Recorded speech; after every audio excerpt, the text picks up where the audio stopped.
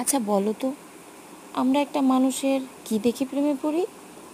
তার রূপ, নাকি তার সৌন্দর্য, নাকি তার মন, নাকি তার হাসিটা খুব সুন্দর, নাকি তার কথা বলা খুব সুন্দর?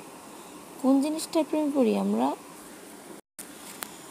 যদি প্রথম দেখায় প্রেমে পড়ে যাই, তবে সেটা কি ভালোবাসা, নাকি অন্য কিছু?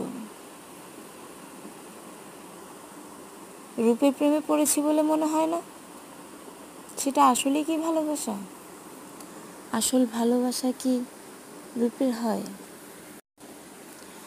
আসল ভালোবাসা হচ্ছে একজন একজনকে সম্মান করবে, একজন একজনকে ভালোবাসবে, শ্রদ্ধা করবে, বিপদ আপদে পাশে থাকবে। এই তো, হাত আর চোখের সম্পর্ক যেরকম সেরকম হবে না ভালোবাসাটা?